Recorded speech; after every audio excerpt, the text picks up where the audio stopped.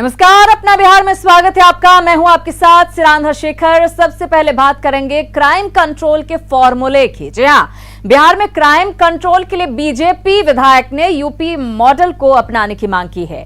BJP विधायक पवन जायसवाल ने मांग की है कि उत्तर प्रदेश की तर्ज पर बिहार में भी पेशेवर अपराधियों की गाड़ी पलटनी जरूरी है, तभी अपराध और अपराधियों पर लगाम लगेगी। पवन जायसवाल का जेडीयू विधायक डॉक्टर संजीव कुमार ने भी समर्थन किया, जिसके बाद राजनीतिक बहस छिड़ गई है। अब बिहार में पलटेगी अपराधियों की गाड़ी। जो पेशेवर अपराधी है उनके खिलाफ गाड़ी पलटना जरूरी हो गया। इनकाउंटर से अपराध पर लगेगी लगाम। यूपी के तर्ज पे गाड़ी पलटना बिहार में जरूरी है। क्या बिहार में हिट होगा क्राइम कंट्रोल का यूपी मॉडल? अपराध के मुद्दे पर बिहार में एक नई बहस छिड़ चुकी है। बीजेपी विधायक पवन जायसवाल ने मांग की है कि अब यूपी की तर्ज पर बिहार में भी अपराधियों की गाड़ी का पलटना जरूरी हो गया है, तभी अपराध कम होगा। पेशेवर अपराधी है उनके खिलाफ गाड़ी पलटना जरूरी हो गया। गाड़ी पलटने का तात्पर्य आप निकालिएगा। मैंने ये कहा है कि यूपी के तर्ज पे गाड़ी पलटना बिहार में जरूरी है। सरकार जितना गंभीरता से अपराधियों के खिलाफ कार्रवाई कर रही है वो सराहनीय है। अब उसको अति सराहनीय बनाने के लिए गाड़ी पलटना यहाँ जरूरी है। बड़ी बात यह है कि बीजेपी विधायक की मांग का जेडीयू विधायक संजीव कुमार ने भी समर्थन कर दिया। कानून अपना काम कर ही रही है बिहार में, लेकिन जरूरत पड़ने पे गाड़ी का पलटना भी बहुत जरूरी है क्रिमिनल्स को कंट्रोल करने के लिए, नहीं तो उनका मनोबल बढ़ता जाता है। तो हमारे यहाँ वैसे नीतीश कुमार जी का जीरो टॉलरेंस नीति है, बहुत अच्छा है क्राइम कंट्रोल में। पहले से कंपैरिजन होगा तो बहुत सुधार हो चुका है, लेकिन जरूरत पड़े तो गाड़ी पलटना भी वाजिब है। बीजेपी विधायक पवन जायसवाल की मांग पर आरजेडी की तरफ से तीखी प्रतिक्रिया सामने आई। ये हिटलर की जर्मनी नहीं है जहां पर इस तरह की चीजों का प्रयोग किया जा सके। यह बिहार मैंने समाजवादियों की धरती रही है और जननायक कर्पूरी ठाकुर एक रेफरेंस फ्रेम है पर्सनालिटी के रूप में और विचारों के मामले में। तो मैं समझता हूं कि यह जननायक कर्पूरी ठाकुर का बिहार, जननायक कर्पूरी ठाकुर का ही बिहार बना रहे।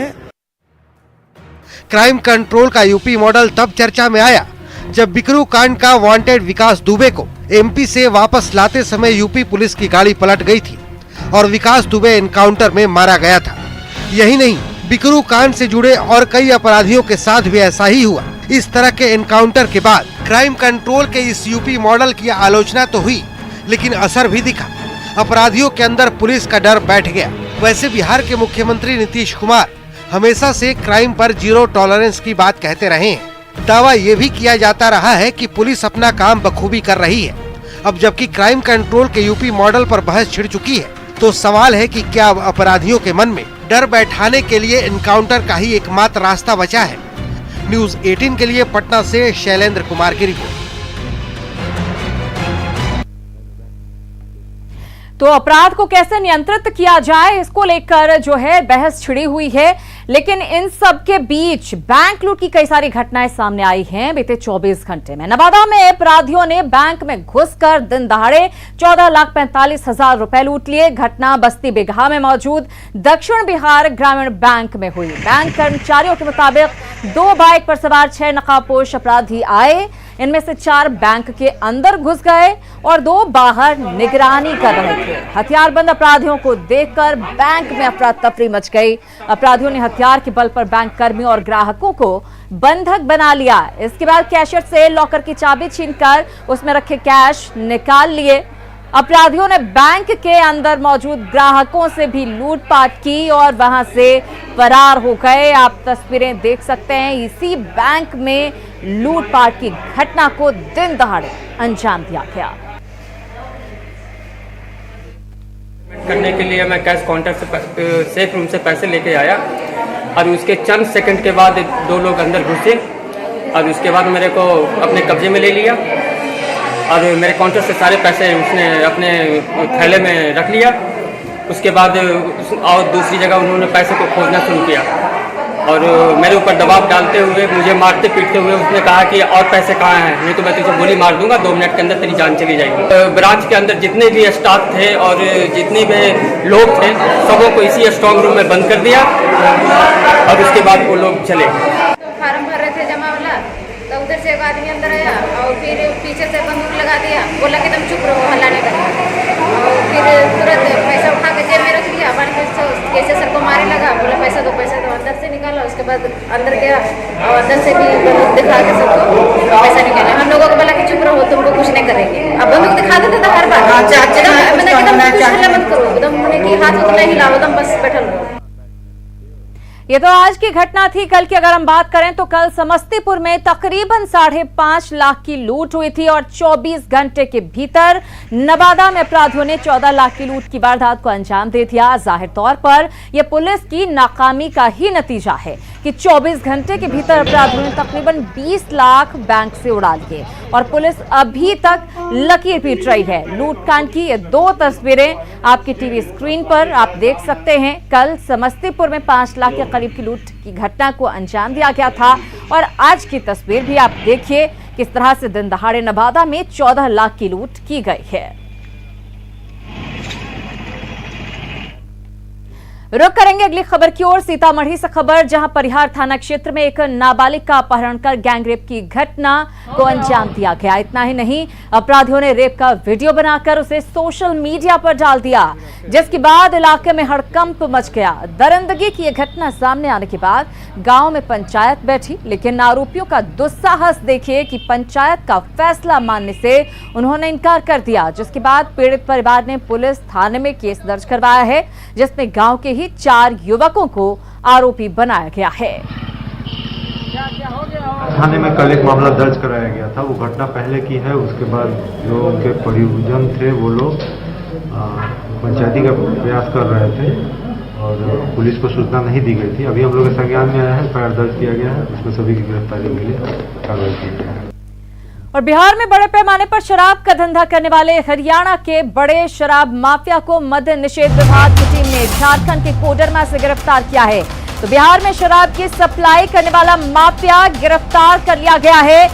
सुरमुख सिंह धारीवाल अपने सहयोगी के साथ गिरफ्तार किया गया है। हम आपको बता दें, A1 कैटेगरी का शराब कॉन्ट्रैक्टर है ये, जो सीधे कंपनी से शराब खरीदकर सप्लाई करता था और बिहार में 3 सालों से अवैध रूप से शराब की सप्लाई कर रहा था। वो झारखंड में शराब का नया सिंडिकेट बनाकर बिहार में शराब का धंधा करने की तैयारी में था, लेकिन इससे पहले ही धर लिया गया। मनीष मोबाइल पे गंभीर आरोप है आपके और आपके बेटे पर कि आप लोग बिहार में शराब की तस्करी करते हैं। लंबे अरसे से शराब आ रहा था। कोडरमा क्यों, झारखंड से क्या ताल्लुक था कि कोडरमा पहुंच गए थे? जानकारी तो रहती है सर, मतलब जानकार आदमी तो है ही कहीं में कहीं। तो आपको पता नहीं था कि बिहार में शराबबंदी कानून लागू है? पता तो सर सारी दुनिया को, ये सारी दुनिया करती है, हम अकेले थोड़ी करते हैं। आपको अपने किए पर कोई पछतावा नहीं है? सर पछतावा तो है ही, परिवार बेटा भी मतलब है, बेटी का शादी था उस पर भी नहीं जा पाए। तो ये कब से आपका चल रहा है ये धंधा? मतलब कभी कभार है, ये जैसे टैक्स की चोरी है उधर तो हमारे तो खुला है। आपको, आपने तो वायलेशन किया, आपको पता था ना कि बिहार में शराबबंदी कानून लागू है।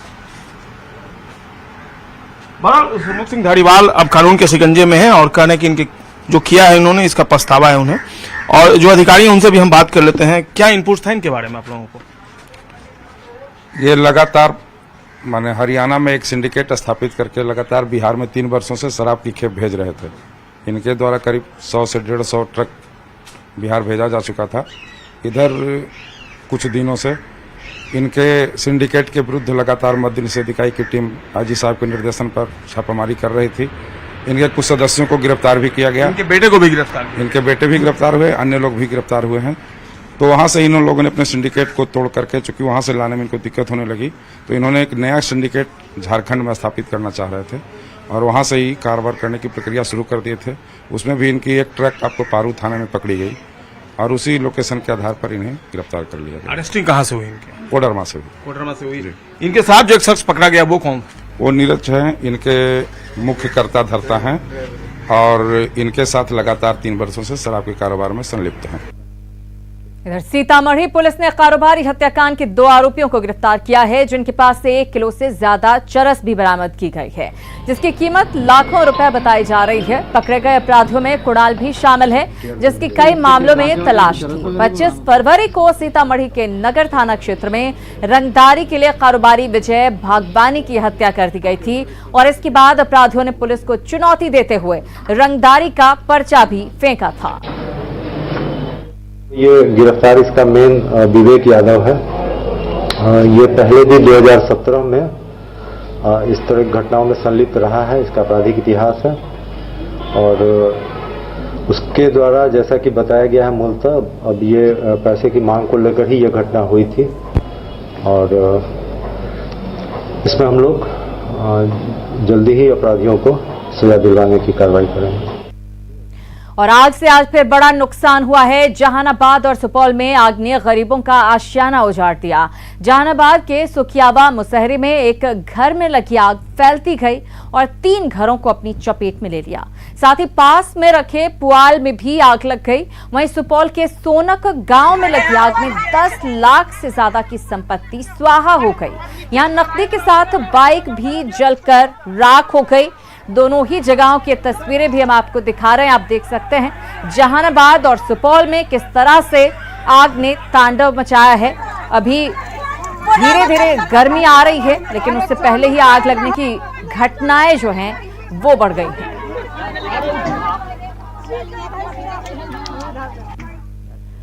मुआवजा मिला नहीं और मकान पर बुलडोजर चला दिया गया। मामला गोपालगंज नगर थाना के बंजारी चौक इलाके का है।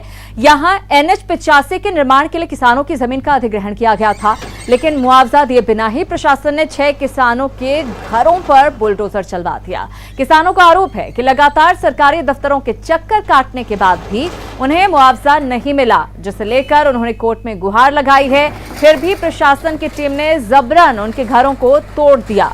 हालांकि SDM का कहना है कि कुछ किसानों ने दस्तावेज नहीं दिए हैं, जिसे जमा कराने के बाद मुआवजे का भुगतान हो जाएगा। नहीं मिला है। आज कई साल से आदमी चक्कर लगा रहा है, भोरजन ऑफिस में जा रहा है, आज आइए, कल आइए, परसों आइए, इस तरह का हमेशा कुछ न कुछ ये कह रहा है कि आज 4 दिन बाद आइएगा, 1 हफ्ता बाद आइएगा, दौड़ा के प्रसार कर। अभी तक मुआवजा नहीं मिला है। 1259 मेरा प्लॉट नंबर है। किसके द्वारा तोड़ा जा रहा है? प्रशासन के द्वारा तोड़ा जा रहा है। CO साहब हैं, DM साहब हैं और लोग आ रहे हैं, बल्ब को तोड़ा जा रहा है। हमारे पिताजी के नाम से ज़मीन है, इसका मुआवजा कोई नहीं मिला है सर। ये प्रशासन लेकर के आकर के और ज़बरदस्ती तोड़ रहे हैं। हमारा कागज़ जमा हुआ है कोर्ट में लगभग 3-4 महीना दिन पहले। नहीं, मुआवजा उन्हीं का बाकी है जिनका मुआवजा या तो प्राधिकार में है या किसी सक्षम न्यायालय में लंबित है, या फिर उसके पास वैध कागजात नहीं है। वैध कागजात की उनसे मांग की गई है, जैसे वो जमा करेंगे। उनके आपसी विवाद के कारण वैध कागजात उपलब्ध नहीं करा पा रहे हैं। जैसे उपलब्ध कराएंगे उनको पेमेंट हो जाएगा। और पटना में यातायात को सुचारू रूप से चलाने के लिए ऑटोमेटिक ट्रैफिक सिग्नल की व्यवस्था है। शहर में 50 से ज्यादा सिग्नल लगाए गए हैं, लेकिन काम शायद ही कोई कर रहा हो। मजबूरन ट्रैफिक पुलिस वालों को हाथ से ट्रैफिक नियंत्रित करना पड़ता है। देश के चुनिंदा स्मार्ट शहरों में शामिल है पटना। शहर को स्मार्ट बनाने के लिए ट्रैफिक व्यवस्था को भी स्मार्ट बनाने की कोशिश की गई है। 50 से ज्यादा चौक चौराहों पर ट्रैफिक कंट्रोल के लिए सिग्नल लगाए गए हैं, लेकिन इन ट्रैफिक सिग्नल की हकीकत जानेंगे तो आप दंग रह जाएंगे, क्योंकि अधिकतर ट्रैफिक सिग्नल काम ही नहीं करते। अभी हम देखिए यहाँ पे इनकम टैक्स गोलंबर पे है और इनकम टैक्स गोलंबर पे सबसे ज़्यादा जाम रहता है। यहाँ पे गाड़ियों का रेला हमेशा रहता है, लेकिन इसकी एक तस्वीर ज़रा देखिए। यहाँ पे देखिए सिग्नल लगा हुआ है, लेकिन ये येलो जल रहा है और ये पूरे दिन जो है वो येलो जलता रहेगा। अगर आप इसका इंतज़ार कर रहे हैं कि यहाँ पे इंतज़ार करने को कहा गया है कि उसके बाद सिग्नल जो है वो ग्रीन होगा, तो आप किसी गलती में है, पूरे दिन खड़े रह जाएंगे, लेकिन ये ग्रीन होने वाला नहीं है। एक जरा दूसरी तस्वीर देखिए, वहाँ पे रेड सिग्नल आपको दिया जा रहा है, जो कि इस बात को कहा जा रहा है कि आप रुकिए, लेकिन वो पूरे दिन जो है वो रेड सिग्नल आपको दिखाई पड़ेगा।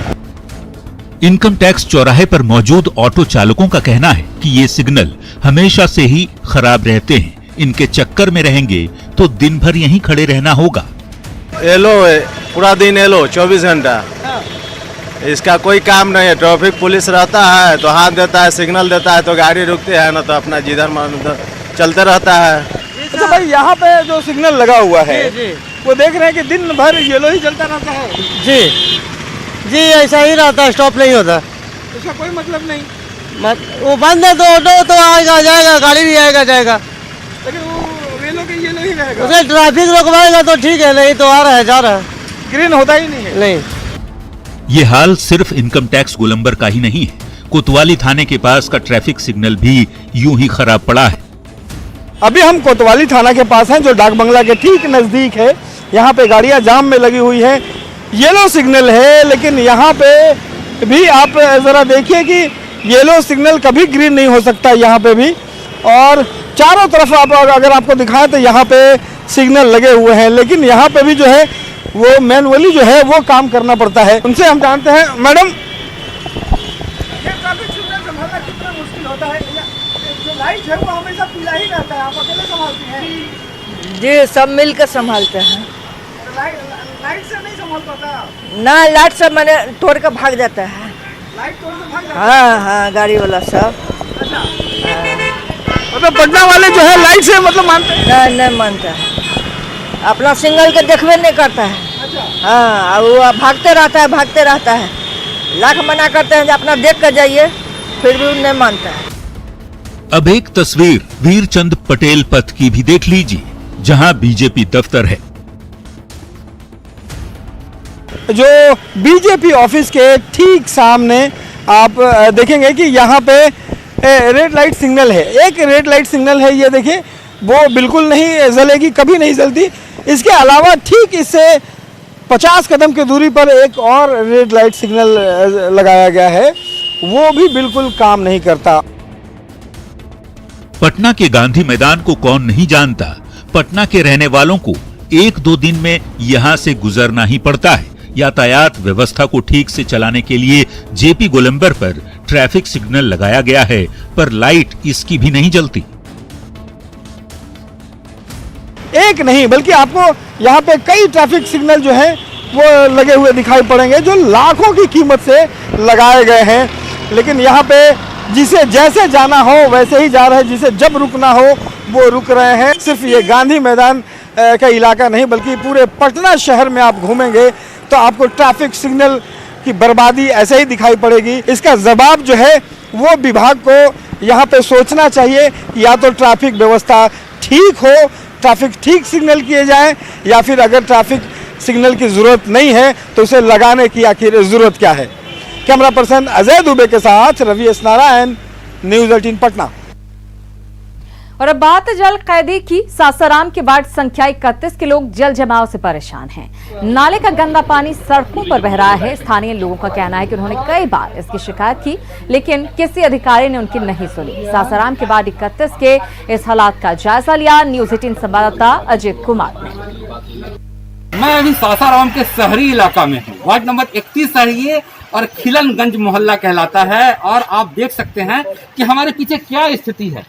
आप इस खिलनगंज मोहल्ले की स्थिति, नारकीय स्थिति देख सकते हैं कि पूरा जल जमाव है और लोगों को इस पानी में उतरकर आना जाना पड़ता है। काफी मुश्किल में वक्त कट रहा है, चूंकि यह बरसात का महीना नहीं है। आप समझ सकते हैं कि यह बरसात का महीना नहीं है, बरसात का मौसम नहीं है। और इस महीना में, मतलब मार्च के महीने में, आप देख सकते हैं कि क्या जल जमाव है। और ये शहरी क्षेत्र की स्थिति है। भाई साहब क्या स्थिति है आपके इलाके की? सर जो है सामने नजर आ रहा है, इधर आइए। जो है सामने नजर आ रहा है। कैसे आते जाते हैं आप लोग? नारकीय स्थिति है, इसी में हेल करके सारी बीमारियों का जड़ है। नाली का गंदा पानी सब बह रहा है, सारे मोहल्ले वासी सारे परेशान है। कहीं जाने पर कोई सुनवाई नहीं हो रहा है। तो कहाँ से पानी आ रहा है? पानी सब नाली से आ रहा है। आगे के जितना है उसका निकासी नहीं है क्या? निकासी था वहाँ पे, लेकिन वो जिसका था वो अपना बंद कर दिए हैं। नाला भी बन रहा है, लेकिन वो भी 3 महीने में काम इतना शिथिल है जिसका कोई हिसाब नहीं है। और यहाँ पर बच्चे हैं जिनको स्कूल जाना है और अपने काम के लिए निकलना है, वो लोग जो हैं मानो घरों में कैद होके रह गए हैं। तो इस प्रकार सासाराम का ये जो मोहल्ला है ये जल जमाव से पूरी तरह से त्रस्त हो गया है। भाई साहब, आप ही का मोहल्ला है? हाँ। कैसे आते जाते हैं आप लोग? अरे बहुत नरकी स्थिति है। अब देखते हैं निकासी जो था वो भी बंद हो चुका, तो आने वाले मजबूर हैं। सब लोग जा रहे हैं पानी में एकदम खेलकर, वो नाली का पानी है, गंदा पानी है। तो काफी गंदे पानी से गुजरकर इन लोगों को आना जाना पड़ता है और बहुत परेशानी हो रही है लोगों। अजीत कुमार, न्यूज़ 18, सासाराम। और इसी के साथ अपना बिहार में फिलहाल इतना ही, लेकिन न्यूज़ 18 बिहार झारखंड पर खबरों का सिलसिला लगातार जारी है।